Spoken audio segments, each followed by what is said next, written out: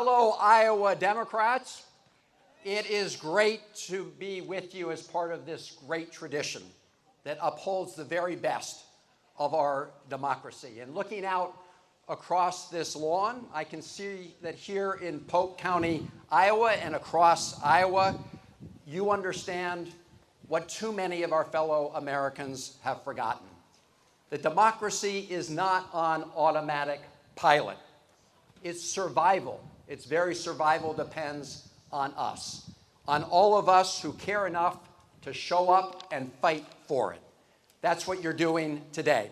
This morning I spoke to a great American, Tom Harkin.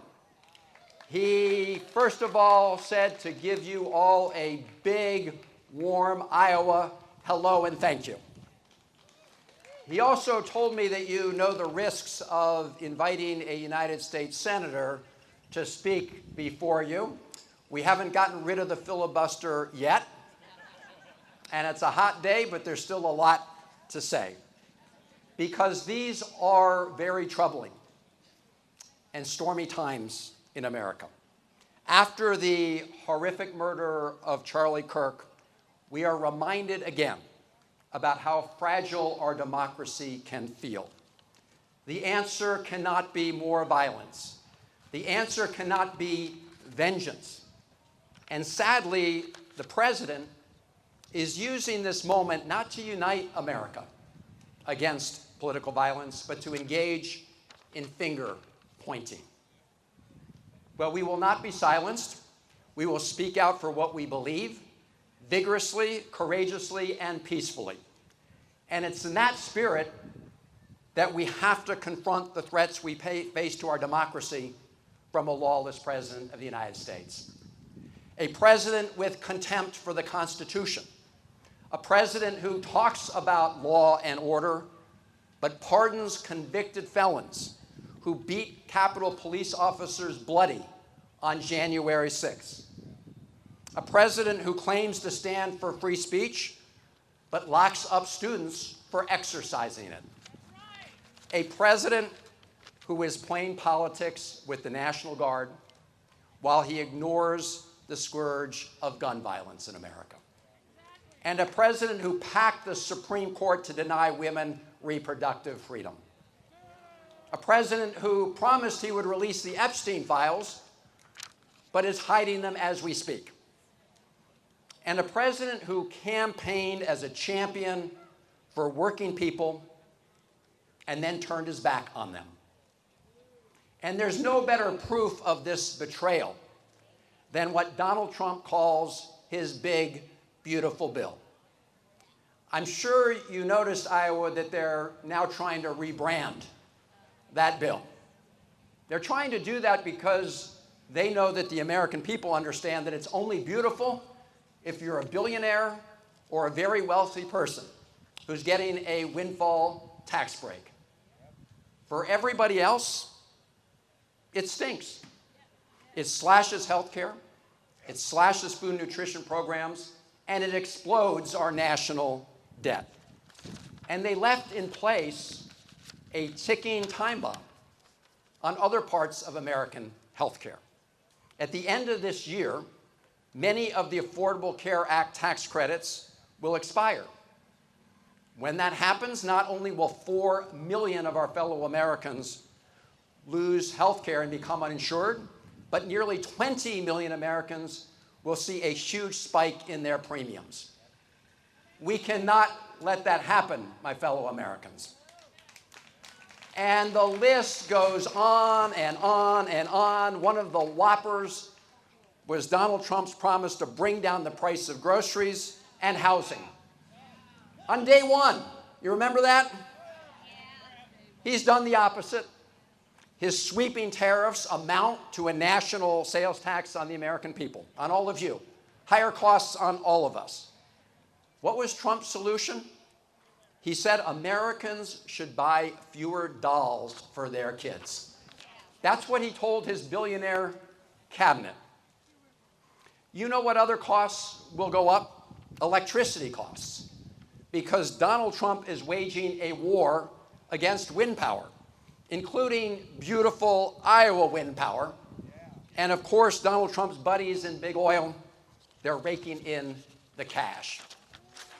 And while you pay more and you get less, Donald Trump is using the Oval Office to cash in for himself and his family through various crypto schemes, literally selling out our national interests to foreign interest.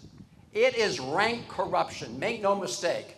This is racketeering and rank corruption on a grand scale. It is Trump first, it is American last, and we cannot stand for it. So you know this, and I know this. The question is, what are we going to do? Well, we do know what Trump and his cronies want us to do. They want us to shut up and go away. So I have a question for you, Iowa. Are we going to shut up? Hell no. Are we going to go away? Hell no. This is a moment. It's a moment when every patriotic American must stand up and be counted, like all of you coming here today. We must stand up as individuals, and we must stand together because bullies, they try to pick people off one by one until there's nobody left to stand up for anyone else. Are we going to stand up together? Yes. And that's why Democrats in Congress need to fight back even harder against this lawless president.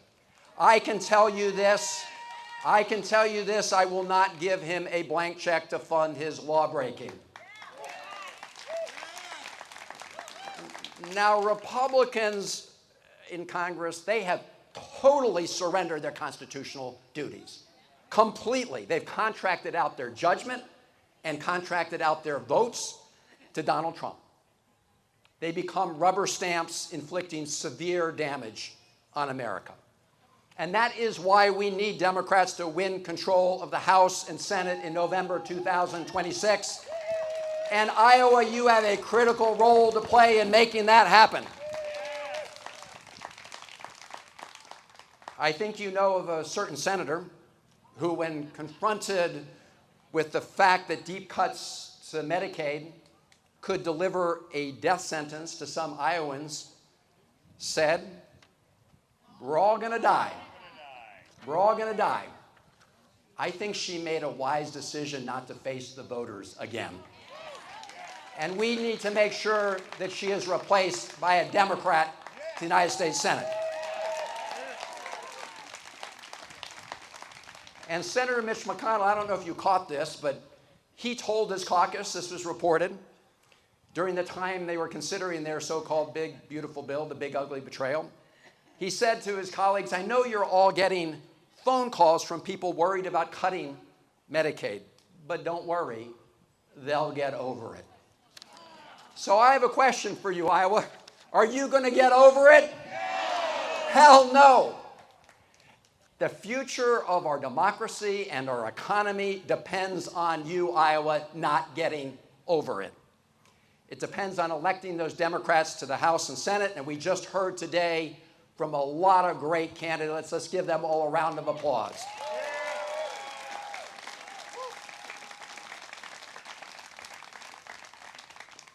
But let me say this, my friends. This moment is not just about Republicans. It's also about us, Democrats. Here in Iowa, you've seen a lot. You know the real deal. You know that the Democratic Party is facing a reckoning. It is time to decide who we are fighting for, and how we are going to fight back effectively.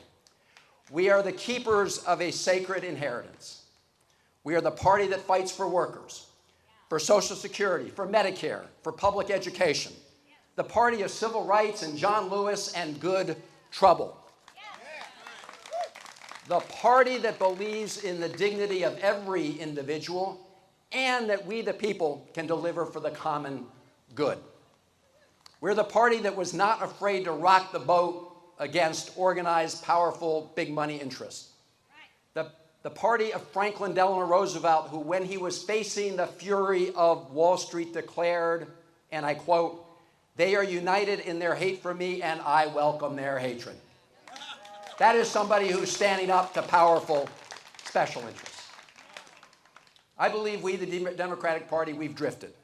Too often we have come under the sway of powerful moneyed interests at the expense of working people. And we've become a party that too often trims its sails, too cautious, too rudderless, too attached to poll-washed and pundit-rinsed and donor-dried messages. What comes out of the wash is all bleached and blow-dried. I know you here in Iowa are probably sick and tired of so-called professionals from Washington coming here and telling you how to win elections as if they know Iowa better than you do. That attitude will not win elections. We need to change. This moment demands leadership from all of us. People want to know what we stand for and what we're willing to fight for. One of our core principles is the Constitution itself. When Kilmar Abrego Garcia was disappeared off the streets of Maryland and illegally flown to a notorious gulag in El Salvador, I can tell you that the message from pollsters and pundits was, stay away from the issue. Immigration's a loser. It's a distraction. Just stay away from it. I want you to think about that for a moment. Abrego Garcia gets snatched away from his wife and kids in violation of his constitutional due process rights, and the response from Washington was mostly duck and cover. Don't rock the boat. Finger in the wind. But our democracy cannot survive on silence or equivocation. It requires an absolute willingness to confront injustice head on. And so when we fought for Kilmar's due process rights and when we showed we would not back down, when I went to El Salvador, we did see people respond. And lo and behold, Americans across the political spectrum do believe in the red, white, and blue essential right to due process in the United States of America. They do believe in the principle that no one in America, and I mean no one, should be disappeared by the state without having a chance before a court of law. And Americans understand this is not about one man. It's about all of us. Because when you strip away the rights from one person, you threaten the rights of all of us. And so when people stood up and the courts weighed in, the Trump administration was forced to back down. They swore, you can see it on tape over and over, that they would never let him back into the United States. But they did. Now, that doesn't mean they're not still engaged in a gross abuse of power in this case. They are. But at least he's now back before American courts rather than a gulag. And that was our goal. And I will never, ever apologize for standing up for anybody's constitutional rights. And so I think the lesson is clear. The finger in the wind stuff has got to end. We also need to stop deluding ourselves that the problem is all about messaging or volume or style. We don't just need to fight, we need to fight for something. The party of Donald Trump has made clear who they are fighting for and who they're standing for every day. It's the rich and the powerful and their own self-enrichment. Their version of the golden rule is he who has the gold makes all the rules. That is an oligarchy, not a democracy. And so what should we, the Democratic Party, stand for? We should stand for the fundamental principle that our democracy is grounded in the true golden rule, that we are all God's children and that in America we should treat one another, treat our neighbors as we wish to be treated ourselves. I believe that simple truth is the essence of a good society, one based on the dignity of the individual and a commitment to the common good. And that principle should be the starting point for every policy debate and every political fight and how we show up in the world. That is the choice before us, Iowa and Americans. whether we will be governed by the true golden rule or the rule of oligarchs and kleptocrats. Now, nowhere is that choice clear, and you hear it from the statements today, than in the huge disparity in incomes and wealth in America. It's vast and it's growing, and that gap is unacceptable. It was not destiny that brought us to this point. It was the result of deliberate policy choices made along the way. And we must fix it with a very different model. We must be ready, as FDR was, to directly take on powerful special interests, whether they be big oil, big pharma, big tech, big AI, big banks, Wall Street, or other powerful interests who are calling too many of the shots in Washington.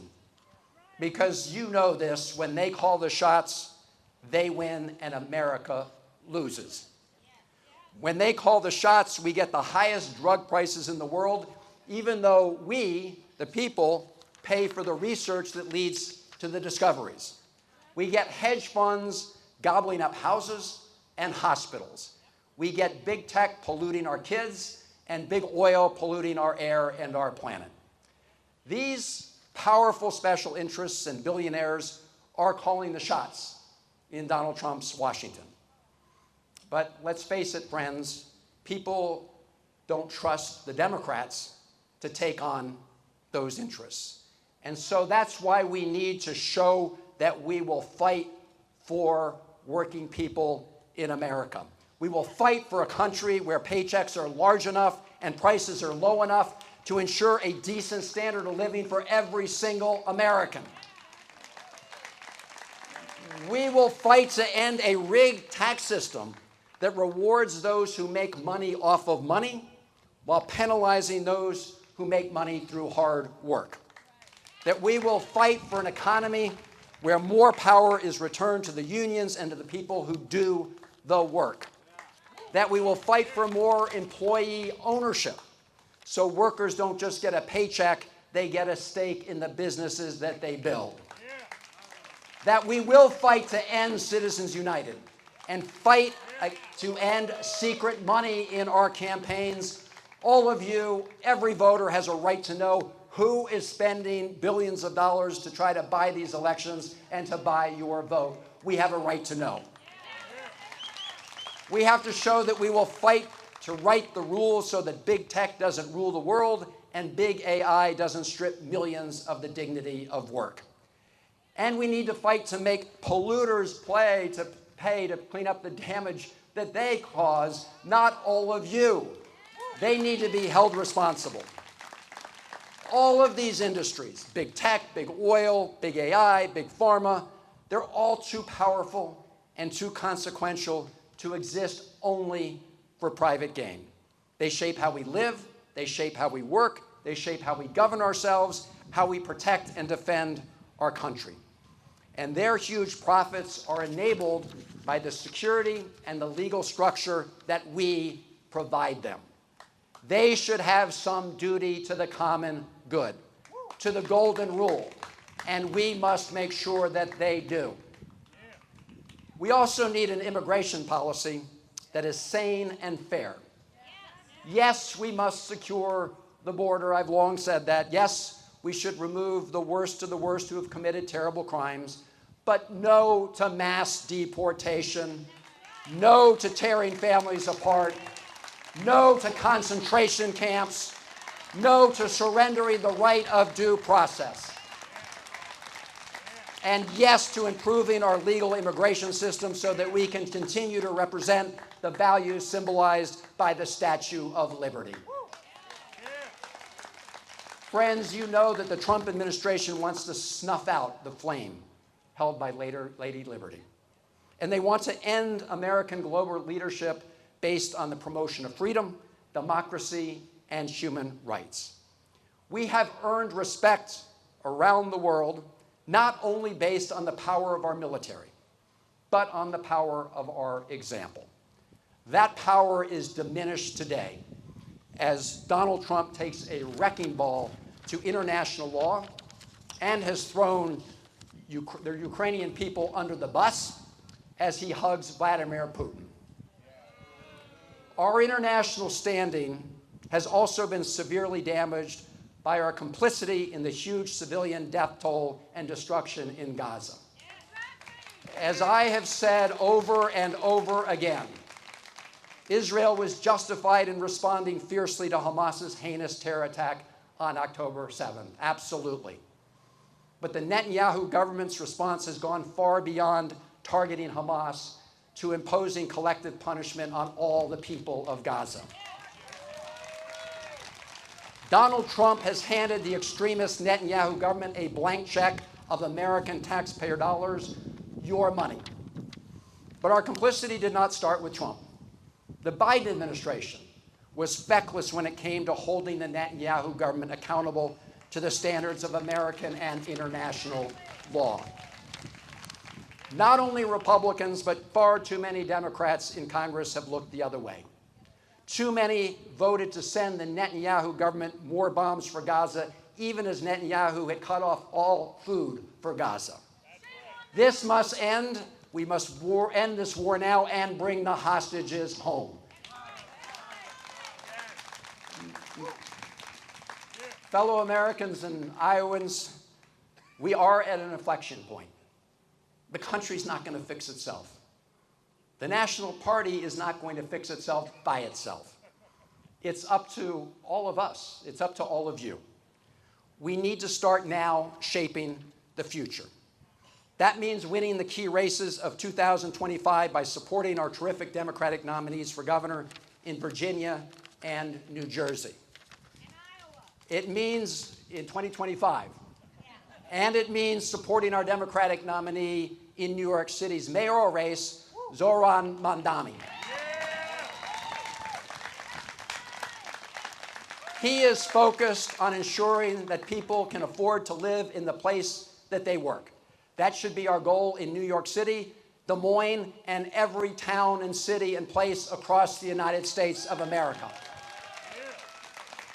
Donald Trump and New York's financial elites see that as a threat. The idea that everybody who works in New York City should be able to afford to live in New York City. And they have mobilized to defeat him. Yet, many Democratic members of the Senate and House representing New York have stayed on the sidelines. That kind of spineless politics is what people are sick of. They need to get behind him and get behind him now. Winning in 2025 will create momentum going into 2026 to win Democratic majorities in the House and the Senate. And Iowa, as we've said, you have a vital role to play. Tom Harkin won here. John Culver won here. Chet Culver won here. Tom Vilsack won here. Barack Obama won here twice. We can and we will win here again if we speak to our core values, if we show people what we will stand up for and we will fight for. That's why it's great to be here to flip stakes and flip seats. And I will just say this. It is up to us. There is no cavalry coming. There's no rescue operation from the DNC. There's no magic hand from Washington. I ask you to look to your right and look to your left, look behind you, look in front of you. It's all of us. It really is up to all of us to seize responsibility for our country in this moment. When we rise together, others will join. Fear begets fear until we break the fever. Courage is contagious. History will judge us, and our children and grandchildren will judge us by what we do in this moment. A moment of peril for our Constitution and our country, a crossroads for our party, a time for choosing. We must seize this moment to fight for our future in the courts, in the Congress, and in communities like this all over America. Day by day, step by step, we shall overcome. We shall save our democracy. Onwards, friends. Let's get it done.